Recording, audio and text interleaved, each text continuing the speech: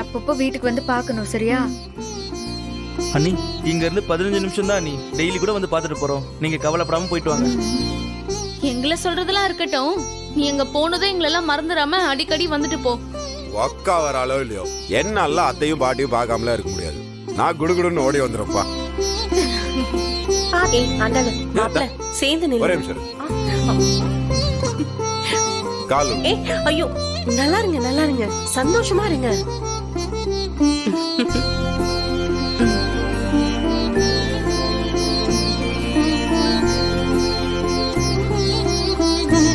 அம்மா நாங்க போயிட்டு வந்துறோம். நல்லபடியா போயிட்டு வாங்க. உங்க மாமனார் மாமியார் மனசு கோணாம நல்லபடியா நடந்துக்கணும். மாப்பிள்ளையே நல்லபடியா பாத்துக்க. பாத்துக்கடி. பாத்துட்டு தான் இருக்கேன். நல்லா பாத்துக்கடி.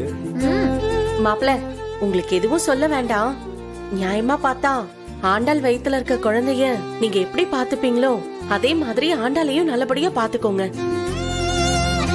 நீங்க தான் அவ குணம் தெரிஞ்சு பார்த்து அனுசரிச்சு நடந்துக்கணும். மா அதெல்லாம் பழைய ஆண்டாளுமா. இப்ப நான் அழகரோட ஆண்டாள். தான் புருஷனை எப்படி எல்லாம் உள்ளங்கையில வச்சு தாங்குவாங்கறத நீ பாக்க தானே போற. நீ கவலைப்படாதம்மா. நாங்க 2 பேரும் வருஷத்துக்கு ஒரு புள்ளைய பெத்து அனுப்பிட்டே தான் இருப்போம். ஓ அதுக்காக தாண்டி நானும் பாட்டியும் காத்துக்கிட்டு இருக்கோம். சரி அப்போ நாங்க கிளம்புறோம். நாங்க உங்களுக்கு ஏதாச்சும் நாங்க கஷ்டம் கொடுத்திருந்தா எங்களை மன்னிச்சிடுங்க. என்ன நீங்க போய் என்கிட்ட மன்னிப்பு கேட்டிருக்கீங்க? நான் தானே ஆண்டாளுக்கு நிறைய கஷ்டத்தை கொடுத்துருக்கிறேன். கேட்கணும்னு இருந்தா நான் தானே மன்னிப்பு கேட்கணும். சரி விடுங்க. எது எப்படியோ எல்லாமே நல்லபடியா முடிஞ்சு என் வாழ்க்கை நல்லபடியா தொடங்க போகுது.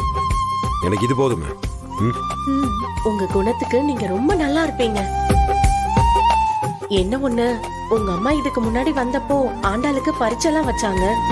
ஆனா இப்ப உங்க அப்பா வைக்க போற பரீட்சை ஆண்டாளுக்கு இல்ல, உங்களுக்கு தான் நினைக்கிறேன். அதை ஏன் கேக்குறீங்க?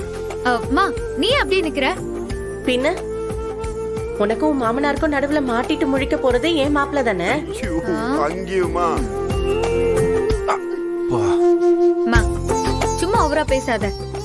என் மாமனார் எப்படி எனக்கு சமாளிக்கணும்னு தெரியும். என் மாமியார் எப்படி கைக்குள்ள போட்டுக்கணும்னு எனக்கு நல்லா தெரியும். இனிமே அந்த வீட்ல இந்த ஆண்டாள் அழகர் ஆட்சி தான். கேட்கவே சந்தோஷமா இருக்குக்கா. இதே மாதிரி 2 பேரும் சந்தோஷமா இருங்க. பார்க்கவே சூப்பரா இருக்கு.